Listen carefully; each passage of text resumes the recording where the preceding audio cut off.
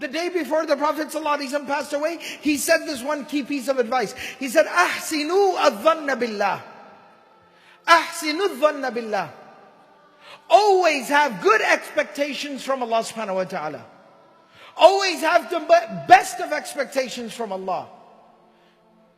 That's something very, very important. We are struggling. We are dealing with some spiritual bleakness. People lack hope. People don't see any lights on the horizon. We need to renew our iman, renew our faith, and know who we believe in, and His might and His power and His greatness. And He can bring light in the middle of the night. He can deliver us from the most overwhelming of circumstances. He will make a way. You just have to believe. So ahsinu adh-dhanna billah. Always know that Allah will make a way for you, and Allah subhanahu wa ta'ala will help you. And then another very powerful message, concluding message from the life of the Prophet sallallahu alaihi wasallam. Pray your salah, give your zakah, and look after, fulfill the rights of the people that you are responsible for. This is the balance that we have to learn to strike in our lives. Maintain your relationship with Allah. And the primary form of that is keeping up with your prayers. And then secondly, take care of the people, value the people, cherish the people. Care for the people that Allah subhanahu wa ta'ala has given you responsibility over. We will be asked about it. We will be accounted for it.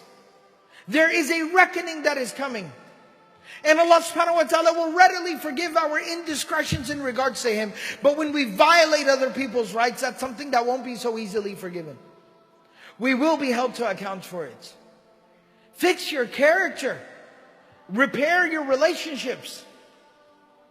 Learn to be more responsible in your personal life and towards the people that have rights upon you.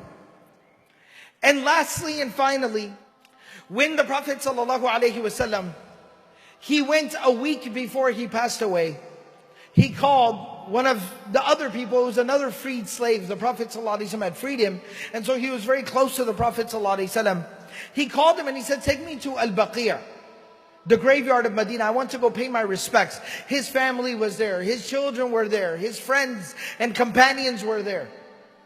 So he said, "I want to go pay my respects one last time." And he helped him walk. And he went all the way to the graveyard and paid his respects there. And afterwards, as he was walking back, he says to the man who's helping him walk, that Allah subhanahu wa ta'ala gave the slave a choice. He gave me a choice. To continue to live in this world, or to depart from this world and go and be with Allah.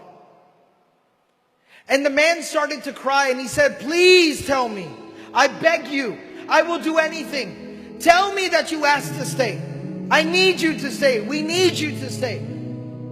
And the Prophet ﷺ said, "No, it's time for me to go and be with Allah. Allahumma ila rafiq al-a'la. Oh Allah, I want to be with you." And so I mentioned this last and final point here, not to create a sense of morbidity, nor to create a sense of, giving up on this particular life, but to understand that we do have a final destination. We do have a goal and objective. And the more we are focused on the goal and the objective and the final destination, the more meaningfully, the more with dignity and honor and focus and respect will we live this particular life.